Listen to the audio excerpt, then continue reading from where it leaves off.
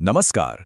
आज हम सब मिलकर भगवान कृष्ण की उस अद्भुत जीवन यात्रा में उतरने वाले हैं जो चमत्कारों से, रहस्यों से और बहुत गहरे ज्ञान से भरी हुई है। तो आइए शुरू करते हैं ये दिव्य सफर। तो हम कहां से शुरू करेंगे? सबसे पहले बात होगी अत्याचार और उस भविष्यवाणी की जिसने सब कुछ बदल दिया। फिर देखेंगे उनके जन्म, उनकी लीलाओं और चमत्कारों को।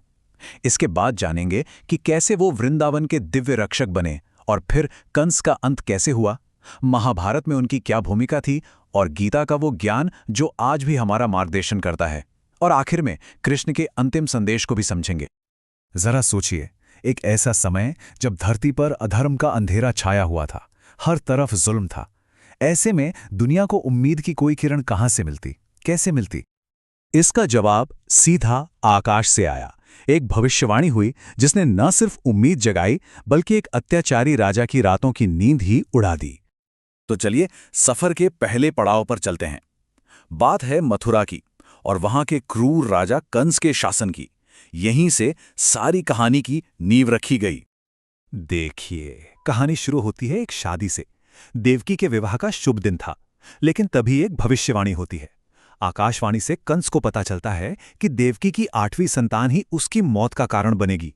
अब सोचिए, कंस के मन में कितना डर बैठ गया होगा। उसने फौरन देवकी और वासुदेव को जेल में डाल दिया और एक एक करके उनके 7 बच्चों को मार डाला। पर 8वीं संतान, वो कोई साधारण बालक नहीं थे। वो थे विष्णु के अवतार कृष्ण। उनका जन्म एक दिव्य प्रकाश के साथ हुआ और फिर एक ऐसा चमत्कार हुआ जिसकी किसी ने कल्पना भी नहीं की थी। वासुदेव जी किसी तरह जेल से निकलकर उस नन्हे से बालक को गोकुल में सुरक्षित पहुंचा देते हैं। और इसी के साथ कहानी अपने दूसरे पड़ाव पर पहुंचती है। अब हम कृष्ण के दिव्य बचपन को देखेंगे जो उन्होंने गोकुल गांव में बिताया। यहां गोकुल में कृष्ण को एक बिल्कुल ही अलग रूप में जाना गया। एक नटखट, चंचल बालक जो अपनी शरारतों के लिए मशहूर थे। कभी माखन चुराते तो कभी अपनी बांसुरी के धुन से हर किसी का मन मोह लेते। मतलब उन्होंने अपने इस अंदाज से सबका दिल जीत लिया था। लेकिन उनकी ये शरारतें ही सब कुछ नहीं थीं। असल में बचपन से ही उनकी दिव्य शक्तियों का प्रमाण मिलने लगा था।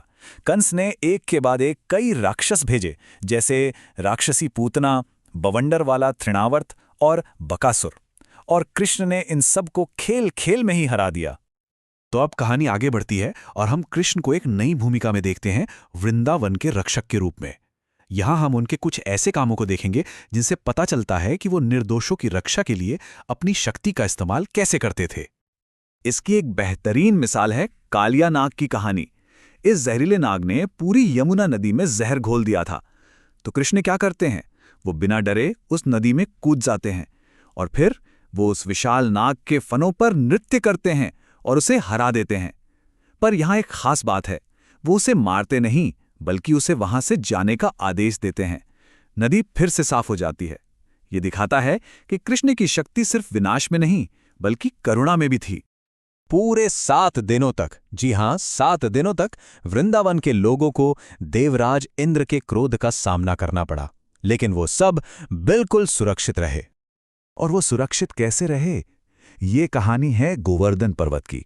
जब इंद्रदेव नाराज होकर मूसलाधार बारिश करने लगे तो कृष्ण ने पूरे के पूरे गोवर्धन पर्वत को अपनी सबसे छोटी उंगली पर उठा लिया और उसी पर्वत के नीचे सारे गांव वालों को और उनके पशुओं को बचाया। यह सिर्फ उनकी ताकत का प्रदर्शन नहीं था, बल्कि यह एक सबक था कि असली रक्षक कौन है। और अब कहानी उस मोड़ पर आती है जिसका सबको इंतजार था। वो पल जब भविष्यवाणी को सच होना था। कृष्ण का आमना सामना होना था अपने अत्याचारी मामा कंस से। तो कृष्ण और बलराम मथुरा पहुंचते हैं, कंस के बड़े बड़े पहलवानों को हराते हैं और आखिर में उस क्रूर राजा का अंत कर देते हैं। भविष्यवाणी सच हो जाती है। मथुरा को आजादी मिलती है और कृष्ण को एक नया नाम मिलता है, मथुरा के मुक्तिदाता। मथुरा को आजाद कराने के बाद कृष्ण की भूमिका एक बार फिर बदलती है। अब वो सिर्फ एक रक्षक नहीं बल्कि एक राजा बनाने वाले, एक महान मार्गदर्शक और युद्ध के मैदान में दिव्य ज्ञान देने वाले गुरु के रूप में सामने आते हैं। अब हम महाभारत के दौर में प्रवेश कर रहे हैं और यहीं कुरुक्षेत्र के मैदान में भगवद गीता का जन्म होता है। पर क्यों? इसे समझने के लिए हमें महान योद्धा अर्जुन के मन की स्थिति को समझना होगा। वो एक बहुत बड़ी दुविधा में फंस गए थे। एक तरफ था उनका कर्तव्य, धर्म के लिए लड़ना, और दूसरी तरफ था मोह, अपने ही परिवार, अपने गुरुओं और दोस्तों के खिलाफ लड़ने का दुख।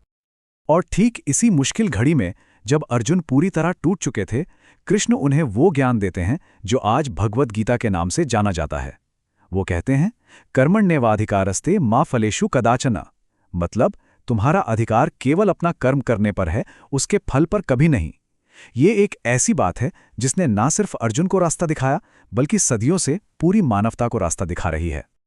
इसी को कहते हैं कर्मयोग, यानी निस्वार्थ कर्म का रास्ता। बिना ये सोचे कि नतीजा क्या होगा, पूरी लगन और भक्ति से अपना काम करना। अर्जुन की उलझन का यही हल था, मोह को छोड़ो और अपने धर्म के लिए कर्म करो। तो अब हम इस दिव्य जीवन के अंतिम अध्याय की ओर बढ़ते हैं। आइए देखते हैं कि उनकी यात्रा का समापन कैसे होता है और वो हमारे लिए पीछे क्या छोड़ जाते हैं। जब पृथ्वी पर उनका सारा काम पूरा हो गया, तो कृष्ण ने अपने भौतिक शरीर का त्याग कर दिया। ये हमें एक बहुत जरूरी बात याद दिलाता है कि जिसका भी जन्म हुआ है, उसका अंत निश्चित है। ये प्रकृति का नियम है और ये एक दिव्य अवतार पर भी लागू होता है। तो फिर भगवान कृष्ण के पूरे जीवन से हम क्या सीख सकते हैं? ये एक ऐसा सवाल है जो हमें कहानी से आगे उसके असली मतलब तक ले जाता है। असल में उनका पूरा जीवन ही धर्म के रास्ते का एक आदर्श है। ये हमें सिखाता है प्रेम, करुणा और साहस का पाठ। ये हमें सिखाता है कि कैसे निस्वार्थ भाव से कर्म किया जाए और हमेशा राइचियसनेस यानी धर्म की स्थापना के लिए काम किया जाए। और जाते जाते एक सवाल सबके लिए, जरा सोचिए, अगर कोई भी इंसान गीता के इस मूल मंत्र को अपना ले कि हमारा काम सिर्फ कर्म करना है, फल की चिंता नहीं, तो जीवन की बड़ी से बड़ी चुनौतियों का सामना करने का हमारा नजरिया कितना बदल सकता है।